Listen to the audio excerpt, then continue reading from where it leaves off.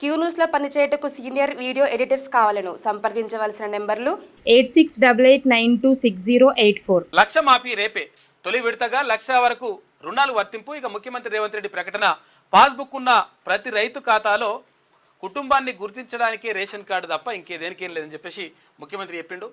Ration card లేని 6.36 లక్షల మందికి మాఫీ. ఇక బ్యాంకులు ఇతర ఖాతాల్లో జమ చేస్తే చర్యలు. అర్హులకు ఆరోగ్యశ్రీ, ప్రతి ఒక్కరికి హెల్త్ ప్రొఫైల్. ఇక నెలలోపు ధరణి సమస్యలు పరిష్కరించాలి. ప్రభుత్వ భూములను జియో ట్యాగింగ్ చేయాలి.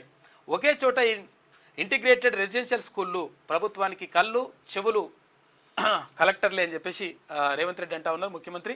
ఇక కలెక్టర్లు, పోలీస్ కమిషనర్లు, ఎస్పీలతో సదస్సు ఉదయం 9:30 నుంచి రాత్రి 7:20 దాకా మాట్లాడినట. నిన్న కీ మీటింగ్ అయితే జరిగింది. డ్రగ్స్, సైబర్ నేరాలపై ఉక్కుపాదం. డీజీపీ నుంచి కానిస్టేబుల్ వరకు క్షేత్రస్థాయిలో ఉండాలి. ముఖ్యమంత్రి రేవంత్ రెడ్డి త్వరలో నేను పర్యటిస్తా అంటూ ఆ డీజీపీ చేస్తున్న వ్యాఖ్యలు చూస్తా ఉన్నాం. రేపు రైతు ఖాతాలోకి 6,800 కోట్లు, 11.5 లక్షల మంది ఖాతాల్లో జమ. 4వ తరగతి ఉద్యోగులు 10,000 లోపు పింఛన్దారులకు కూడా రుణమాఫీ అంటూ మంత్రి తుమ్మల నాగేశ్వరరావు చేస్తున్న.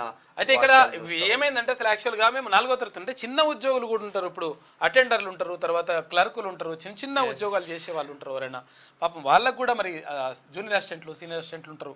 వీళ్ళకి జీతాలు తక్కువ ఉంటే మరి పరిస్థితి బాగాలేకుంటే ఎట్లా అని చెప్పేసి ఒక అభిప్రాయం వ్యక్తమైంది. దానిపైన కూడా మంత్రి తుమ్మల నాగేశ్వరరావు స్పందించారు.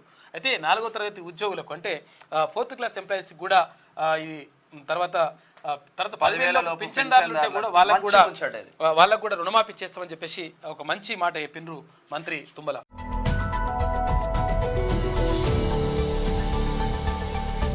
మీకు వార్తలు రాయడం, విశ్లేషణ చేయడం వచ్చా? అన్యాయాన్ని ప్రశ్నించడం తెలుసా?